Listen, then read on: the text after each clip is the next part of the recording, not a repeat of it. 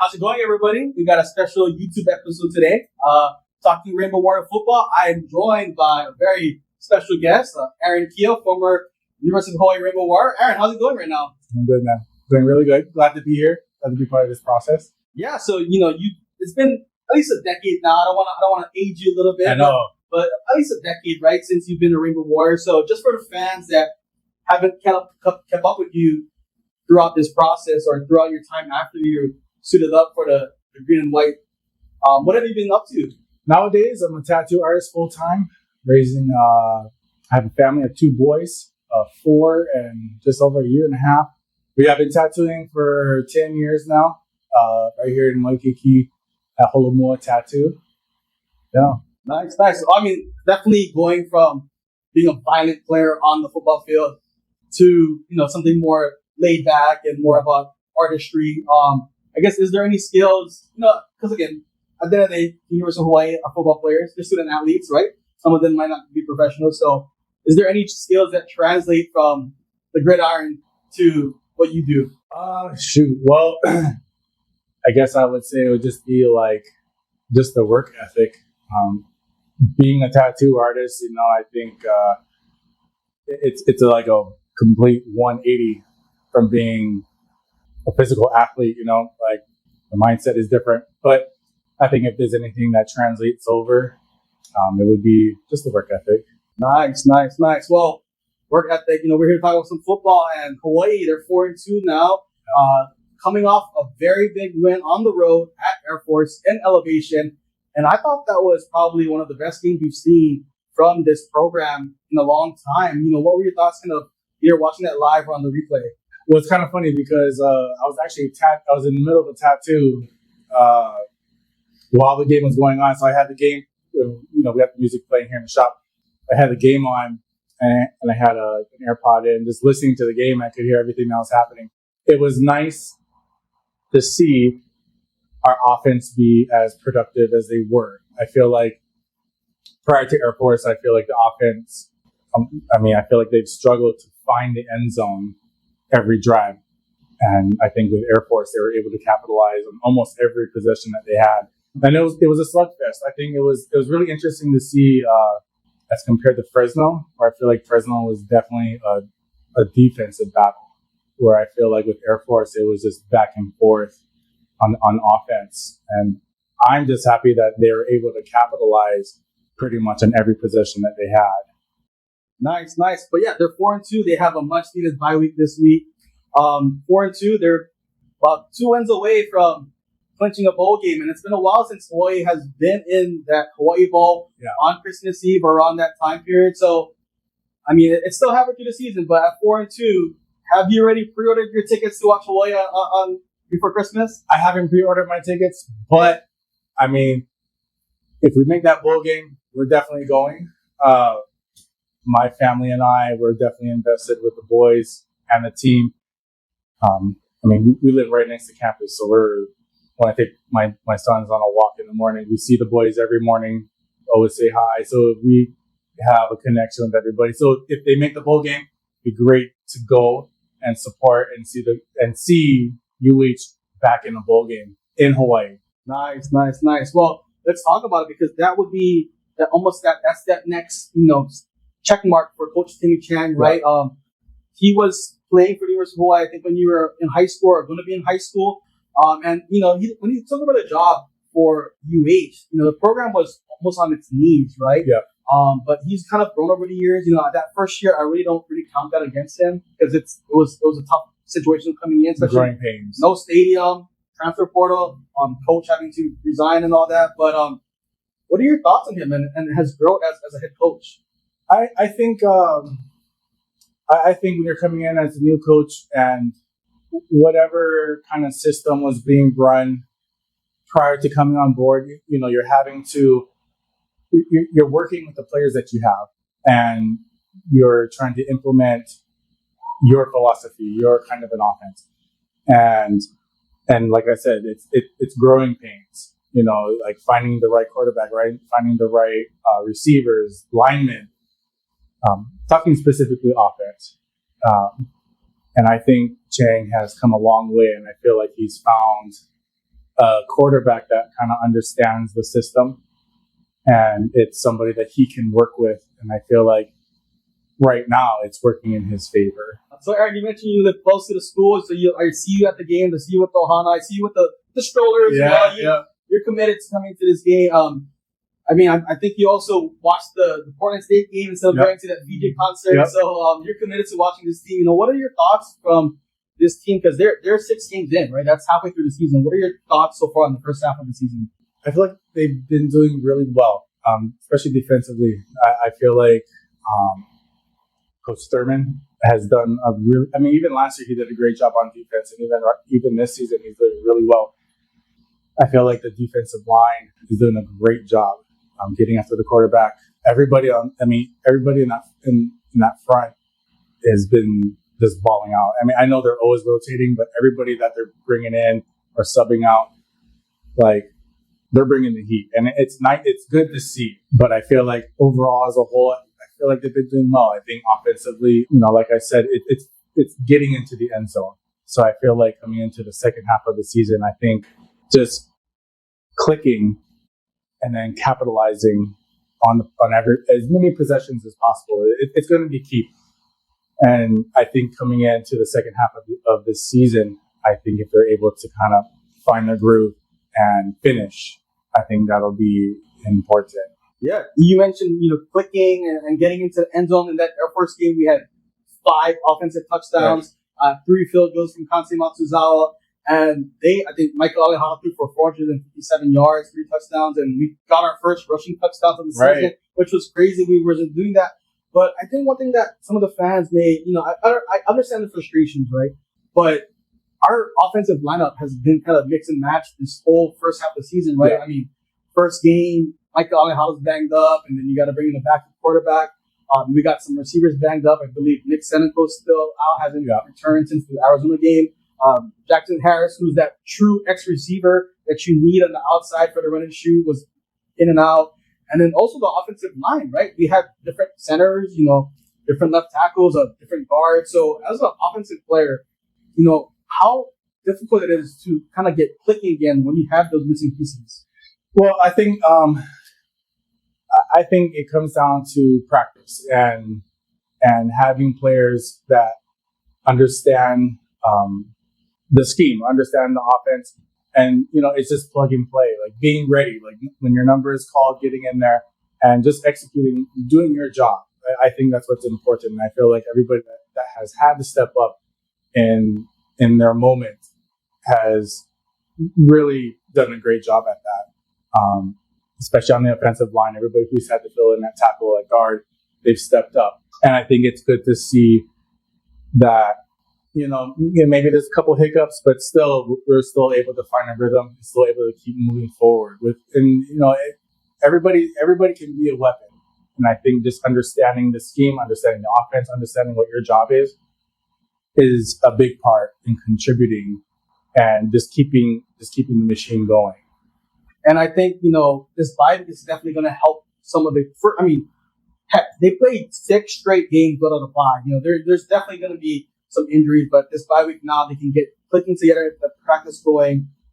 And honestly, I feel like it's kind of reassuring, right? They've been able to kind of get a 4-2 record without some of offensive players, in and out of the lineup. So do you think we might see a maybe even better efficiency after this bye week?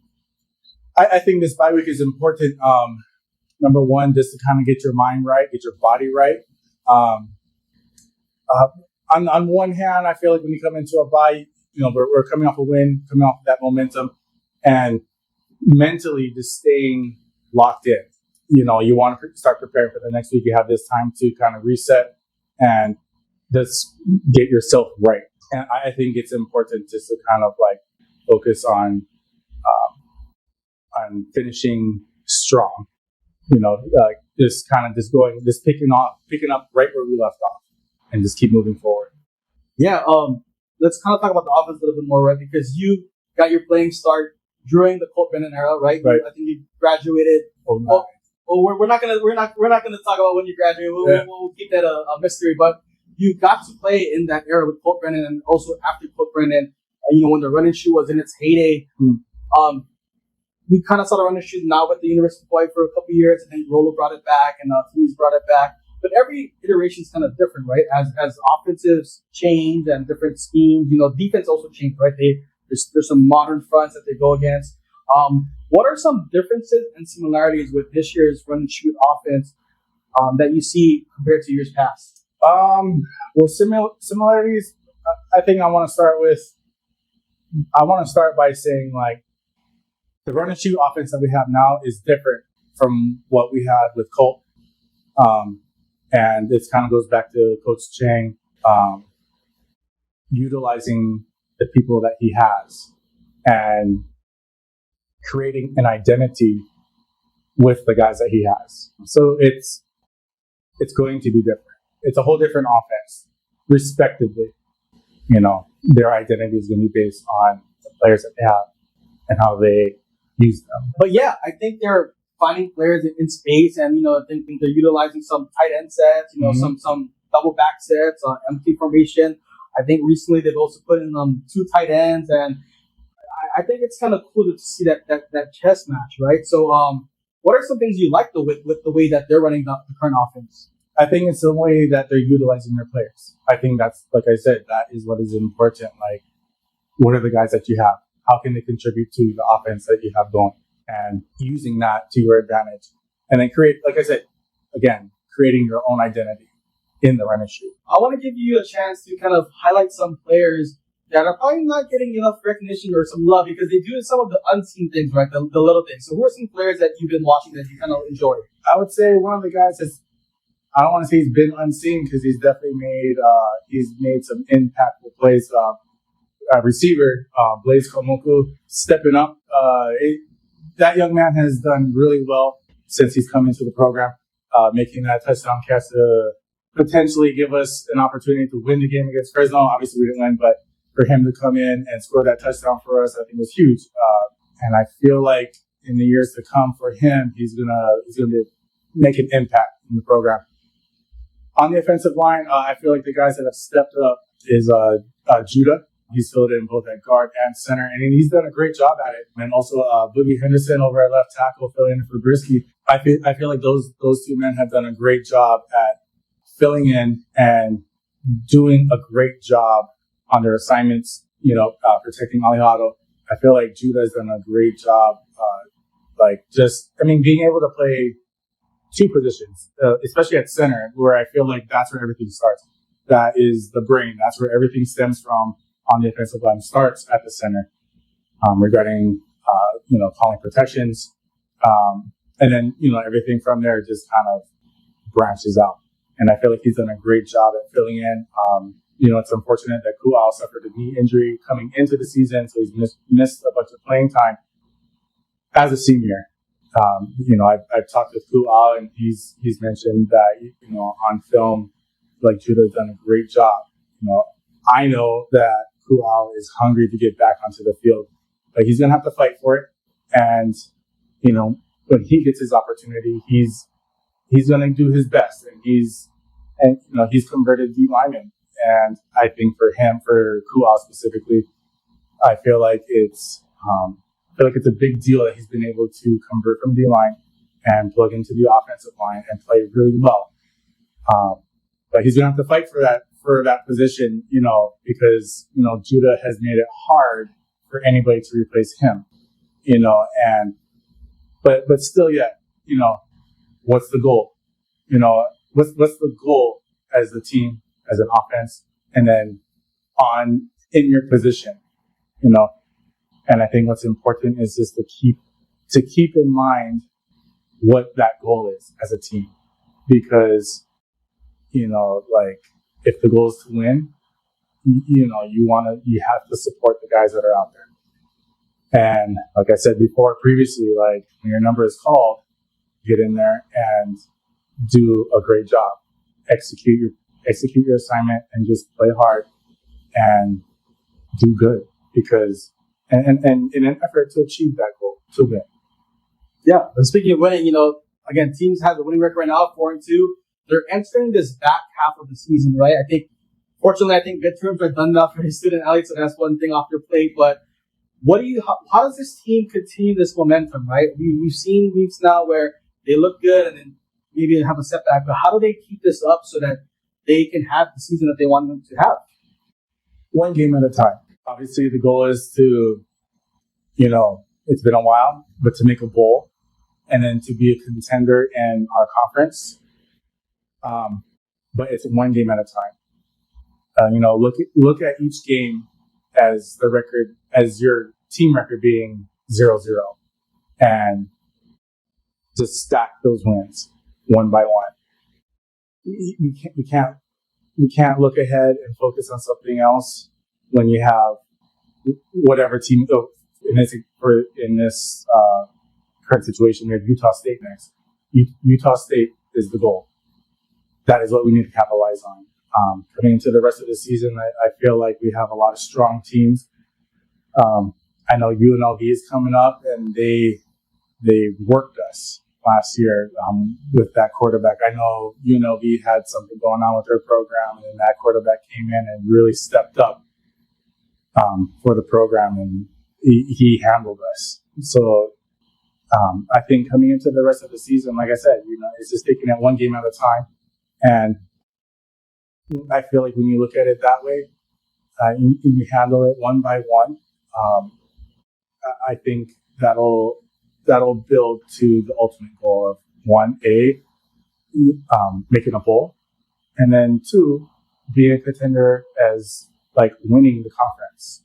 Yeah, you mentioned a bowl game and being considered in the conference. Like for me and you, like we both believe that the University of Hawaii is a bowl team this year, right? But for a former player and for me, I think that this roster and this team, they have potential to be even greater, right? Yeah. I mean, to be a bowl team, they just need to finish 5-6. But being 500, that's never the goal, right? The goal is to win championships, right? I mean, heck, I think when the new athletic director came in, Matt Elliott, he said the goal is to win championships, right? So, and we're not criticizing we're not trying to criticize or put down, but what are some minor tweaks or minor improvements that you want to see them kind of shore up so that we can go from here to being even greater? I feel like every week poses or highlights things that need to be fixed or needs to be addressed. And I think it kind of comes back to taking it week by week and addressing things that need to be taken care of. I guess one example that comes to mind is, when we played Arizona, I feel like they exposed our protection and they were really getting after the quarterback. When teams game plan for Hawaii, they'd be like, hey, this worked against them. And, so specifically regarding online, like that's something we got to address that. This is what we were struggling with. How can we approach that better? And, every position, that goes with every position. I'm speaking specifically regarding offensive line, but every position comes down to that. Receivers got to catch the ball, got to be in sync with your routes so the quarterback knows that you're going to be where you're at when he needs you to be there. Offensive line is picking up protections, understanding your weaknesses and being more strong and being more resilient to where if you see that again, you know how to handle it. And it's just okay. And then, then the opposing team is like, all right, that's not working. You got to figure something else out. So and that's with every team. Any team that we're going to face, any team that's out there, it's just like, what is it that we need to fix on? And it's the things that have exposed us and addressing that and moving forward, like just kind of nipping it in the butt. So then it's just, whatever game plan is being planned against us, it's like, all right, we got to try something else. And then, from there, it's just like, just go out and play football. Well, my brother, this has been fun. Thank you for having me. Great to have you here on, this program, this YouTube. If you guys like what Aaron is saying, I want to hear more from Aaron. Let us know in the comments below, because he's a former player. I'm not, as you can tell. So, he's more handsome than me too. So just let us know if you like this kind of content. Aaron, and maybe you're gonna be a movie star after this. We'll see you at the Utah State game, probably where the autograph line is. But I'll let you have the final words. So, what do you want to look at the camera and tell fans or anybody that supports you? We are Hawaii, and we are the only team. We're the only show here on the islands, and I say it every year. I am diehard. Win or lose, whether it's a good season or a bad season, I'm in 100%. I will forever bleed black and green. But it's not too late to jump on the bandwagon. Come join us. Come have fun. Come put your voice out there. Make that stadium rock. The boys need us out there because when they have the fans behind them, it changes the whole energy. It's intimidating when you go into an hostile environment and everybody's just screaming at the top of their lungs, and you can't hear the man next to you. So I encourage everybody to come out, have fun, make some noise, and just watch the boys play. This is once these guys graduate out, who knows what life has in store for them. So let's come out and make this a memorable moment. These are the guys that will influence the next generation of Hawaii football. So let's come out, let's have fun, and enjoy each other's company and support our team, support Timmy Chang, support every player that steps onto that field, because they're not only playing for each other, but they're playing and representing Hawaii. And we are too. So come out, let's have fun.